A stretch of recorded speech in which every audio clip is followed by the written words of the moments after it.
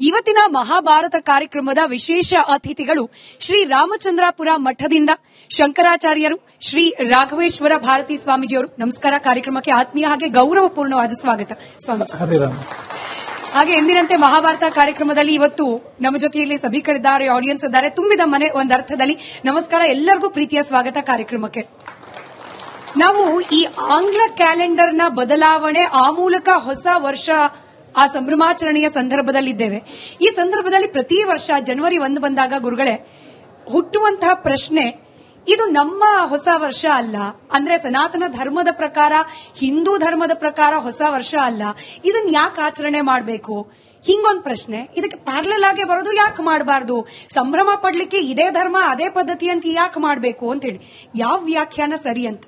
ಕುರೂಪಿಯಾದ್ರೂ ತಾಯಿ ತಾಯಿನೇ. ನಮ್ಮ ತಾಯಿ ಕುರೂಪಿ ಅಂತ ಆ ತಾಯಿನ ಬಿಟ್ಟು ಬೇರೆ ಯಾವುದೋ ಹೆಣ್ಮಗಳನ್ನ ತಾಯಿನ ಕರೆಯೋಕ್ಕಾಗಲ್ಲ.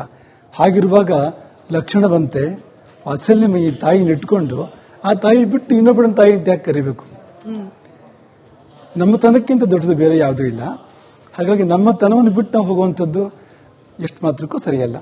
ನಮ್ಮಲ್ಲಿ ಬಡತನ ಇಲ್ಲ, ನಾವ್ಯಾಕೆ ಬೇರೆ ಮನೆಗೆ ಹೋಗಿ ಇನ್ನೊಬ್ಬರ ಮನೆಗೆ ಹೋಗಿ ಕೈ ಒಡ್ಡಬೇಕು?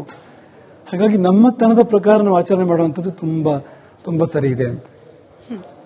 ಆದ್ರೆ ಕೆಲವ್ರಿಗೆ ಹೇಗ್ ಬರುತ್ತೆ ಅಂತಂದ್ರೆ, ಈಗ ಸಂಪ್ರದಾಯಗಳನ್ನ, ಸಂಸ್ಕೃತಿಯನ್ನ, ಆಚರಣೆಗಳನ್ನ ನಾವು ನಿರ್ದಿಷ್ಟವಾಗಿ ಒಂದು ಚೌಕಟ್ಟು ಹಾಕಿ ಇಷ್ಟೇ ಆಚರಣೆ ಅಂತ ಹೇಳಿ ಮಾಡೋಕೆ ಯಾಕೆ ಒತ್ತಾಯ ಮಾಡಬೇಕು? ಈಗ ನನಗೆ ಮೊಸರನ್ನ ತಿನ್ನಕ್ ಇಷ್ಟ ಅಂದ್ರೆ ನಾನು ಮೊಸರನ್ನ ತಿಂತೀನಿ, ಇನ್ನೊಬ್ರಿಗೆ ಬರ್ಗರ್ ಇಷ್ಟ ಅಂದ್ರೆ ಬರ್ಗರ್ ತಿನ್ಲಿ. ಅವರವರ ವೈಯಕ್ತಿಕ ಇಚ್ಛೆಯಂತೆ ಬದುಕಲಿಕ್ಕೆ ಅವಕಾಶ ಇದೆ. ಅದಕ್ಕೆ ಸಂವಿಧಾನ ಕೂಡ ರಕ್ಷಣೆ ಕೊಟ್ಟಿದೆ. ಇದನ್ನ ಬೇಡ ಅನ್ನಕ್ ನೀವ್ಯಾರು ಅಂತ ಪ್ರಶ್ನೆ ಕೇಳ್ಬಿಡ್ತಾರೆ ಒಬ್ಜೆಕ್ಟ್ ಮಾಡಿದವ್ರನ್ನ. ನಿಜ, ಬೇಡ ಅನ್ನಕ್ ನಾವ್ ಯಾರು ಅಲ್ಲ, ಅದ್ರ ಸಲಹೆ ಕೊಡ್ಬೋದು. ನಿಂಗಲ್ಲಪ್ಪ ಹೊಸ ವರ್ಷ ಅದು ಅಂತ. ಹೊಸ ವರ್ಷ ಹೋದಪ್ಪ, ಅದು ನಿಂಗಲ್ಲ. ಅದು ಗ್ರೆಗೋರಿಯನ್ ಕ್ಯಾಲೆಂಡರ್ ಪ್ರಕಾರ ಹೊಸ ವರ್ಷ. ಈಗ ಭಾರತೀಯ ಕ್ಯಾಲೆಂಡರ್ ತುಂಬಾ ವೈಜ್ಞಾನಿಕವಾಗಿದೆ, ಖಗೋಳವನ್ನು ಆಧರಿಸಿದೆ ಅದು. ಈ ಉದಾಹರಣೆಗೆ ಹುಣ್ಣಿಮೆ ಅಂದ್ರೆ ಆಕಾಶದಲ್ಲಿ ಆಧಾರ ಸಿಗುತ್ತೆ, ಅದಕ್ಕೆ ಚಂದ್ರ ಪೂರ್ಣನಾಗಿರ್ತಾನೆ ಆ ದಿವಸ. ಅಮಾವಾಸ್ಯೆ ಅಂದ್ರೆ ಆಕಾಶದಲ್ಲಿ ಆಧಾರ ಸಿಗುತ್ತೆ, ಚಂದ್ರ ಇರಲ್ಲ ಅವತ್ತು. ನೀವು ಸಂಕ್ರಾಂತಿ ಅಂದ್ರೆ ಸೂರ್ಯ ಒಂದು ರಾಶಿಯಿಂದ ಮತ್ತೊಂದು ರಾಶಿಗೆ ದಾಟ್ತಾನೆ.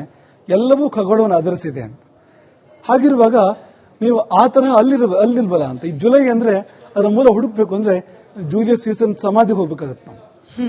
ಆಗಸ್ಟ್ ಅಂದ್ರೆ ಅದರ ಮೂಲ ಹುಡುಕ್ಬೇಕು ಅಂದ್ರೆ ಸ್ಮಶಾನಕ್ಕೆ ಹೋಗ್ಬೇಕಾಗತ್ತೆ. ಆಗಸ್ಟ್ ಸೀಸನ್ ಸಮಾಧಿಗೆ ಹೋಗ್ಬೇಕಾಗತ್ತೆ. ನಮಗೇನು ಆಗಸ್ಟ್ ಸೀಸರ್, ನಮಗೇನು ಜೂಲಿಯಸ್ ಸೀಸರ್? ಈ ಪ್ರಶ್ನೆ ಬರುತ್ತಲ್ವಾ.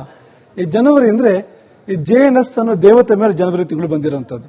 ರೋಮನ್ರ ಜೇನಸ್ ಅನ್ನೋ ದೇವತೆ ಮೇಲೆ ಜನವರಿ ತಿಂಗಳು ಬಂದಿರುವಂತದ್ದು. ಯಾರಿಗಾರು ಜೇನಸ್ ಅನ್ನೋ ದೇವತೆ ಗೊತ್ತಾ? ನಮ್ಮಲ್ಲಿ ಏನಾದ್ರು ಸಂಬಂಧ ಇದೆಯಾ? ಅಂದ್ರೆ ನಾನು ಏನ್ ಬೇಕಾದ್ರೂ ಮಾಡ್ಕೋತೀನಿ, ನಾನು ಊಟ ಬಾಯಲ್ಲಿ ಮಾಡಲ್ಲ, ಕಿವಿಲಿ ಮಾಡ್ತೀನಿ ಅಂದ್ರೆ ಮುಂದಾಗೋದಾಗತ್ತೆ ಅಂತ ಹೇಳ್ಬೇಕಾಗತ್ತೆ ಅಷ್ಟೇ. ಅದು ಬೇರೆ ವಿಷಯ. ಅದು ಆದ್ರೆ ವಿವೇಚನೆ ಬೆಳೆಸ್ತೀನಿ ಅಂತಂದ್ರೆ ಏನಪ್ಪ ವಿವೇಚನೆಯಲ್ಲಿ? ಜನವರಿನ ಯಾಕೆ ಮಾಡ್ತಾ ಇದ್ದೀನಿ ನೀನು? ಆ ದೇವತೆ ನಿನ್ಗೆ ಗೊತ್ತಾ? ನಿನ್ಗೆ ಬಳಕೆ ಇದೆಯಾ? ನಿನ್ಗೆ ಏನ್ ದೇವತೆ ಅಂತ ಅವ್ರಿಗೆ ಗೊತ್ತಾ? ನಿನ್ಗೆ ನಿನ್ ಕುಲ ಪರಂಪರೆಗೆ ಸಂಬಂಧ ಇದೆಯಾ ಅನ್ನೋ ಪ್ರಶ್ನೆ ಬರುತ್ತಲ್ವಾ.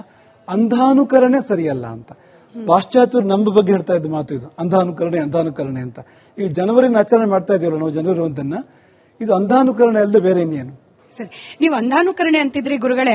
ಈ ಅನುಕರಣೆ ಯಾವಾಗ ಆಗುತ್ತೆ ಅಂದ್ರೆ ಸ್ವಾಭಾವಿಕವಾಗಿ ನಮ್ಮ ಆಚಾರ ವಿಚಾರಗಳಲ್ಲಿ ಅಥವಾ ನಮ್ಮ ದೈನಂದಿನ ಚಟುವಟಿಕೆಗಳಲ್ಲಿ ಎಲ್ಲೋ ಒಂದ್ ಕಡೆ ನಮಗೆ ಕೊರತೆ ಇದೆ ಅಂತ ಅನ್ನಿಸಿದಾಗ, ನಮ್ಮ ಆಚಾರ ವಿಚಾರಗಳು ಅಥವಾ ನಮ್ಮ ಹಬ್ಬ ಹರಿದಿನಗಳಲ್ಲಿ ನಮಗೆ ಸಿಗದೆ ಸಂತೋಷ ಅಥವಾ ಆಕರ್ಷಣೆ ಮತ್ತೊಂದ್ರಲ್ಲಿ ಯಾವ್ದ್ರಲ್ಲಾದ್ರೂ ಇದೆ ಅಂದಾಗ, ನಿಜ ನಮ್ಮ ಸನಾತನ ಸಂಸ್ಕೃತಿಯಲ್ಲಿ ಬರುವ ಹಬ್ಬ ಹರಿದಿನಗಳು, ಆಚರಣೆಗಳಲ್ಲಿ ಕೊರತೆ ಇದೆಯಾ? ಯಾಕೆ ಆಕರ್ಷಣೆ ಬೇರೆದ್ರ ಕಡೆಗೆ ಹೆಚ್ಚಾಗ್ತಿದೆ ಅಂತ ಹೇಳಿ ಆಗ ಹೋಗಿದೆ. ಇನ್ಫ್ಯಾಕ್ಟ್ ತುಂಬಾ ತುಂಬಾ ಸರಿಯಾದ ಮಾತು ಇದು ಅಂತ. ಯಾಕೆ ಪಕ್ಕದ ಮನೆಗೆ ಊಟಕ್ಕೆ ಹೋದೆ? ನಿನ್ ಮನೇಲಿ ಕೊರತೆ ಇತ್ತಾ ಅಂತ. ಪಕ್ಕದ ಮನೇಲಿ ಊಟಕ್ಕೆ ಕರೆದಿದ್ರೆ ವಿಷಯ ಬೇರೆ. ಅದಲ್ಲ ಅಂದ್ರೆ ನೀನ್ ಇನ್ನೊಂದ್ ಮನೆಗೆ ಊಟಕ್ಕೆ ಹೋದೆ ಅಂತಂದ್ರೆ ನಿನ್ ಮನೇಲಿ ಏನು ಕೊರತೆ ಇತ್ತು? ನಿನ್ ತಾಯಿಲಿ ಏನು ಕೊರತೆ ಕಂಡೆ? ನಿನ್ ದೇಶದಲ್ಲಿ ಏನು ಕೊರತೆ ಕಂಡೆ? ಸಂಸ್ಕೃತಿ ಏನು ಕೊರತೆ ಕಂಡೆ? ಈ ಪ್ರಶ್ನೆ ನಮಗೆ ನಾವು ಕೇಳ್ಕೋಬೇಕು ಅಂತ. ಈಗ ನಾವು ಹೊಸ ವರ್ಷ ಆಚರಣೆ ಮಾಡಿದ್ರೆ ಹೇಗೆ ಮಾಡ್ತಿದ್ವು? ಸ್ನಾನ ಮಾಡಿ, ಹೊಸ ಬಟ್ಟೆ ಉಟ್ಟು, ಸಿಹಿ ತಿಂಡಿಗಳನ್ನ, ಭಕ್ಷ್ಯಗಳನ್ನ ಮನೆಯಲ್ಲಿ ಮಾಡಿ, ದೇವರಿಗೆ ಅರ್ಪಣೆ ಮಾಡಿ, ನಾವೆಲ್ಲ ಒಟ್ಟಿಗೆ ಕೂತ್ಕೊಂಡು ಖುಷಿಯಿಂದ ಸೇವನೆ ಮಾಡ್ತಾ ಇದ್ವು ಅಲ್ವಾ. ಇವಾಗ ಹೇಗೆ ಮಾಡ್ತಿದೀವಿ? ಈ ಡಿಸೆಂಬರ್ 31 ಮಧ್ಯರಾತ್ರಿ ಏನ್ ಮಾಡ್ತೀವಿ? ಆ ಸಮಯದಲ್ಲಿ ಏನ್ ನಡೆಯುತ್ತೆ? ಹೊಸ ಬಟ್ಟೆ ಉಡ್ತೀವ ನಾವು? ಅಥವಾ ಒಳ್ಳೆ ಸಾತ್ವಿಕ ಭಕ್ಷ್ಯ ಸೇವನೆ ಮಾಡ್ತೀವಾ? ನಾವು ಹೆಚ್ಚಿಗೆ ಹೇಳಕ್ ಕಷ್ಟ ಆಗತ್ತೆ ನಮಗೆ. ಇದನ್ನ ಇರೋ ಬಟ್ಟೆ ಕಿತ್ತು ಬಿಸಾಡ್ತಕ್ಕಂಥ ಸಂದರ್ಭಗಳು ಕಾಣ್ತೀವಿ ನಾವು ಅಂತ. ಹೊಸ ಬಟ್ಟೆ ಹೊಡೋದು ಆಗಿರ್ಲಿ ಅಂತ. ಆ ಕಾಲ ಹೇಗಿರುತ್ತೆ, ಆ ಸಂದರ್ಭ ಹೇಗಿರುತ್ತೆ ಅಂದ್ರೆ ರಕ್ಷಣೆಗೆ ಆರಕ್ಷಕರು ಬೇಕಾಗ್ತಾರೆ. ಹೆಣ್ಮಕ್ಳು ಮಾನವ ರಕ್ಷಣೆಗೆ ಆರಕ್ಷಕರು ಬೇಕಾಗ್ತಾರೆ. ಇದೇನು ಸಂಸ್ಕೃತಿನ? ಇದನ್ನ ಯಾರು ಹೇಳಿಲ್ವಲ್ಲ. ಇಸ್ಲಾಮೂ ಹೇಳಿಲ್ಲ, ಕ್ರಿಶ್ಚಿಯಾನಿಟಿನೂ ಹೇಳಿಲ್ಲ. ನಮ್ಮ ದೇಶದಲ್ಲಿ ಇನ್ನೆರಡು ಮೂರು ಧರ್ಮಗಳು ಏನಿದೆ, ಸಿಖ್ ಧರ್ಮ ಹೇಳಿಲ್ಲ, ಜೈನ್ ಧರ್ಮ ಹೇಳಿಲ್ಲ. ಯಾವ ಧರ್ಮ ಹೇಳಿದೆ ಇದನ್ನ? ಕುಡಿದು ತೂರಾಡು, ಆ ದಿನ ಹುಚ್ಚುಚ್ಚಾಗಿ ಮಾತಾಡು, ಅಶ್ಲೀಲವಾಗಿ ಮಾತಾಡು ಅಂತ ಯಾರು ಹೇಳಿದ್ರು?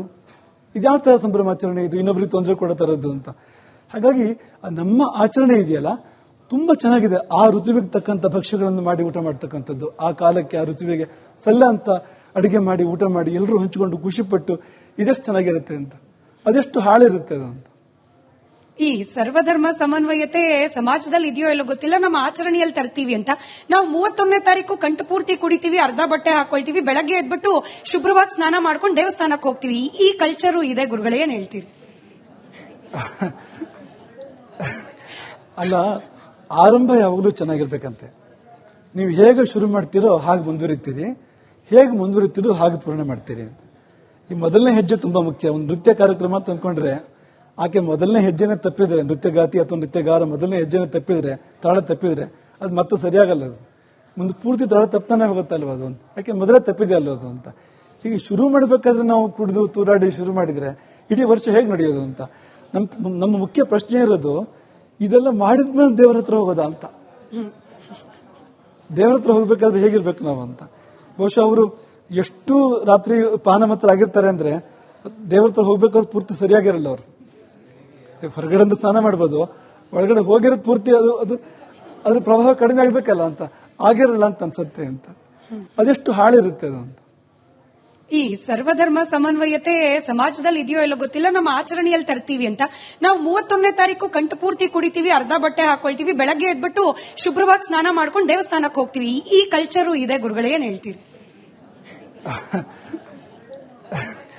ಅಲ್ಲ, ಆರಂಭ ಯಾವಾಗಲೂ ಚೆನ್ನಾಗಿರ್ಬೇಕಂತೆ.